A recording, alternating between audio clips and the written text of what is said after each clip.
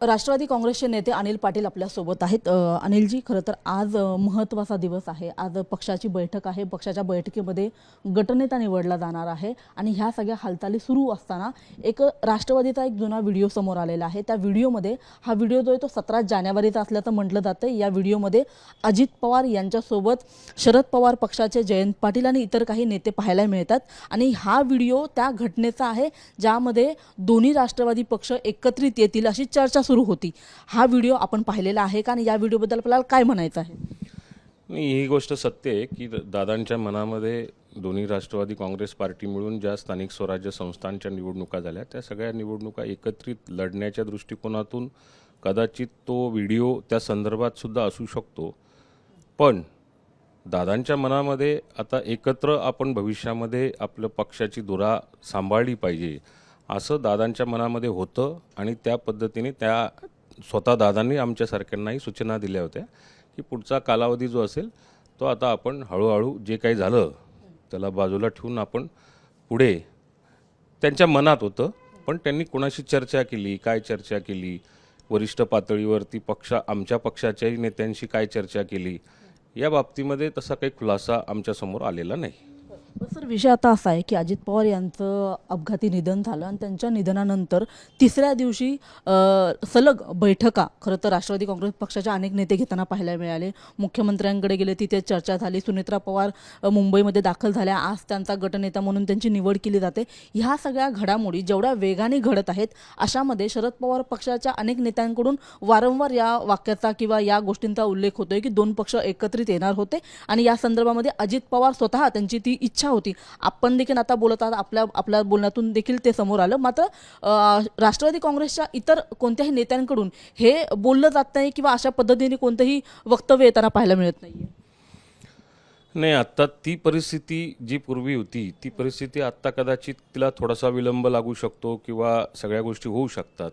परंतु आज जे काही बैठक नेता निवडीच्या संदर्भामध्ये विधिमंडळाच्या सदस्यांबरोबर नेता निवडीच्या बाबतीमध्ये जो काही निर्णय होईल त्याचं प्रमुख कारण की आता प्रचंड महाराष्ट्र आदरलेला आहे। राष्ट्रवादी काँग्रेस पक्षाचे कार्यकर्तेसुद्धा त्याच पद्धतीने एकदम दुःखामध्ये वावरत आहेत। त्यात अजून स्थानिक स्वराज्य संस्थांच्या निवडणुका चाललेल्या आहेत। जे उमेदवार राष्ट्रवादी काँग्रेस पक्षाच्या माध्यमातून उभे आहेत त्यांना तर दादांनीच उभं केलेलं होतं, त्यामुळे ते सैरावैरा झालेले आहेत। अशा वेळी कारण निवडणुका थांबणार नाही आहेत, दुःख आपल्याला झालेलं आहे आणि ते दुःख न भरून निघणार आहे, त्यामुळे त्याचा आणि याचा काही संबंध येत नाही। दुःख आहेच, ते प्रचंड मोठ्या प्रमाणावरती दुःख आहे। पण आता ज्या दादांनीच त्यांचा गाडा उभा केलेला आहे त्या गाड्याला हाकणार कोण? आणि या दृष्टिकोनातून ही धुरा सुनेत्रा वहिनींना आम्ही सगळ्यांनी विनंती केली। तळागाळातल्या कार्यकर्त्यांचा आग्रह होता की इथून पुढे राष्ट्रवादी काँग्रेस पक्षाची जबाबदारी सुनेत्रा वहिनींनी ही सांभाळली पाहिजे आणि त्या दृष्टिकोनातून आमचा आग्रह आणि पक्षश्रेष्ठींचाही आग्रह त्या पद्धतीने चाललेला आहे। मूळ कारण की आता पक्ष विलिनीकरणाच्या बाबतीमधला निर्णय हा आज तरी थोडासा काही काळाकरता थांबलेला असेल, कारण पुढचा कालावधी जो असणार आहे त्याच्यामध्ये या सगळ्या गोष्टींच्या बाबतीमध्ये पक्षश्रेष्ठींकडे चर्चा होईल आणि मग परत राष्ट्रवादीची एकत्र ताकद किती लढवायची, ताकद किती वाढवायची या सगळ्या बाबतीत अखेर निर्णय नंतर घेता येऊ शकतो। पण आता स्थानिक स्वराज्य संस्थांच्या निवडणुका सगळ्यात जास्त महत्त्वाच्या आहेत। नाही सर, निवडणुका महत्त्वाच्या आहेत, मात्र आता आपणही म्हणालात की दादांनी आपल्याला कल्पना दिलेली होती। दादांनी नेमकी आपल्याला काय कल्पना दिलेली होती, काय त्यांची चर्चा झाली होती? नाही, दादांनी स्थानिक स्वराज्य संस्थांच्या निवडणुका म्हणजे नगरपालिकेच्या आणि नगर परिषदेच्या निवडणुकांपासूनच जवळपास या संदर्भामध्ये आमच्यासोबत अशी चर्चा केली होती की पुढच्या कालावधीमध्ये आपण स्थानिक स्तरावरती पवारसाहेबांच्या राष्ट्रवादीच्या गटाबरोबर आपण चर्चा करावी आणि त्या पद्धतीने निवडणुकीला समोर जावं।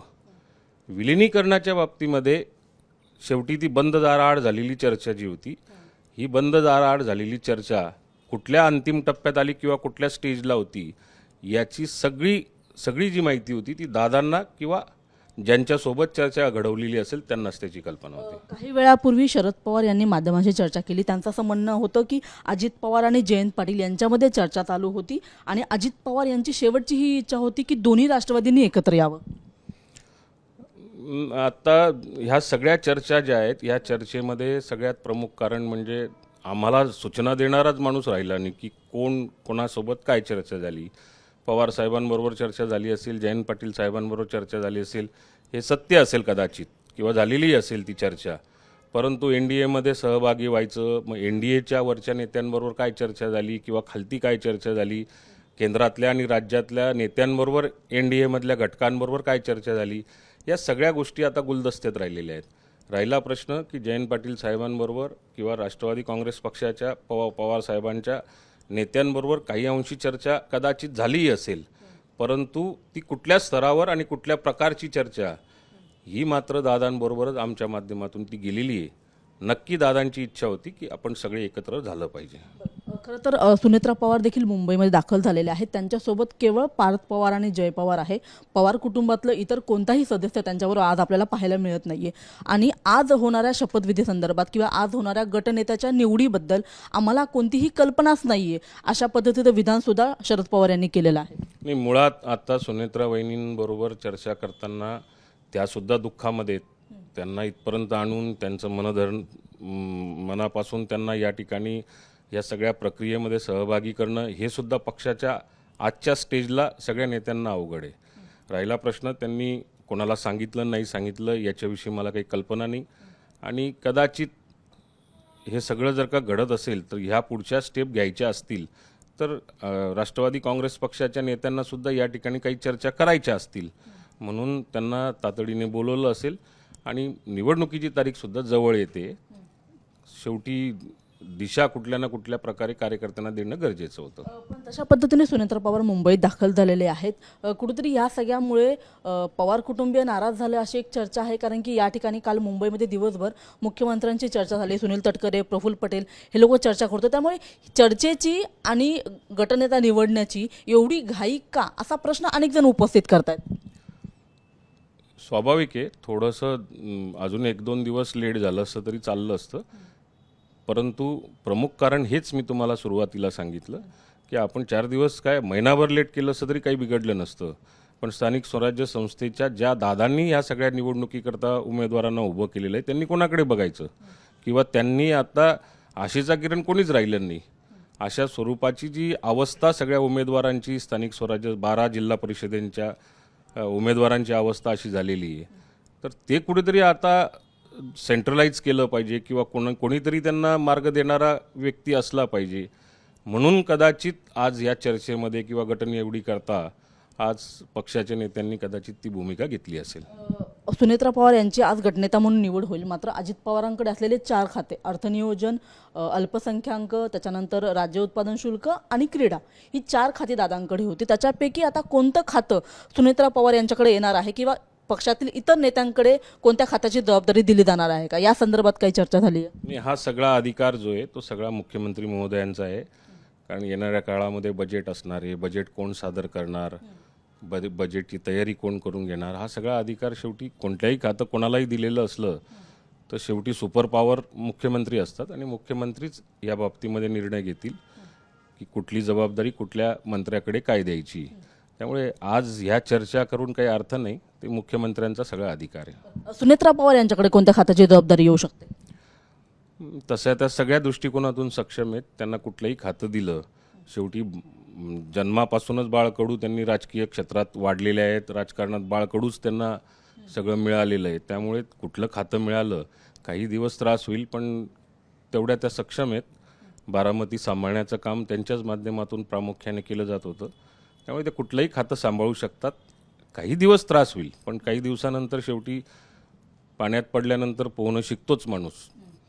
जरी काही त्या गोष्टीपासून लांब असल्या तरी सुद्धा ते कुठलंही खातं सांभाळू शकतात. आज सुनेत्रा पवार यांची गटनेता म्हणून निवड होईल. मात्र शपथविधी कशा पद्धतीने होणार आहे? शपथविधी कुठे होईल, किती वाजता होणार आहे? आत्ता या सगळ्या याच्यामध्ये 2 वाजता सगळ्या आमदारांना, महाराष्ट्रातल्या राष्ट्रवादी काँग्रेस पक्षातल्या सगळ्या आमदारांना बोलवलेलं आहे. आणि मला असं वाटतं की सगळा जो निर्णय आहे तो गटनेता निवडीनंतरची जी काही प्रोसेस असते, प्रक्रिया असते, ही सगळी प्रक्रिया आता मुख्यमंत्र्यांना अवगत केली जाईल आणि मग मुख्यमंत्री त्याच्या बाबतीत तो निर्णय घेतील. माझा एक प्रश्न अतिशय महत्त्वाचा आहे दादा सर, की म्हणजे आत्ता अजित पवार यांच्या अजित पवार गेलेले आहेत, त्याच्यानंतर तिसऱ्या दिवशीच बैठकांचं एवढं सत्र झालं, एवढी घाई सगळ्यांनी पाहिली. हे सगळं पक्षातील काही नेते अस्वस्थ आहेत, त्यांचं भवितव्य धोक्यात आहे म्हणून ही सगळी गडबड झाली का? नेमकं काय एवढी गडबड का झाली? नाही, आता पक्षाचं अस्तित्व धोक्यात आहे, काही लोकांना त्यांचं अस्तित्व टिकवायचं आहे, ह्या सगळ्या गोष्टी कोणी काहीही बोलू शकतं, त्याच्याबद्दल त्यांचं स्वातंत्र्य आहे आणि बोलण्याला काही कोणी रोखणार नाही. अस्तित्व धोक्यात असण्याचं काही कारण पण नाही, कारण सगळं जे काही आत्तापर्यंत राष्ट्रवादी काँग्रेस पक्षामध्ये महत्त्वाचे निर्णय जे घ्यायचे असायचे त्यात हेच सगळे नेते असायचे. त्यामुळे ही जबाबदारी नॅचरली त्यांच्यावरतीच आलेली की पुढे कसं करून घ्यायचं, पुढे कसं घडवायचं, पुढे कसं चालायचं.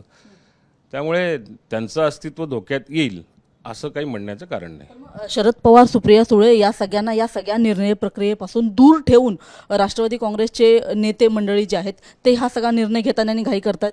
नाही, आता हा सगळा निर्णय जर का विलिनीकरण झालं असतं आणि एक पक्ष जर का झाला असता तर हे सगळे निर्णय पवार साहेबांनीच घेतले असते आणि घ्यावे लागले असते, कितीही दुःख असलं असतं तरी.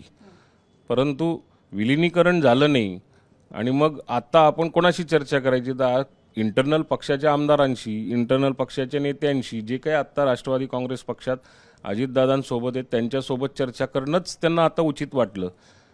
भविष्यामध्ये कदाचित या सगळ्या घडामोडी वेगळ्या वळणाला जर का गेल्या तर कदाचित त्यावेळी होतील, पण आजच्या घटकेला ही जबाबदारी तर राष्ट्रवादी काँग्रेस पक्षाच्या नेत्यांचीच आहे.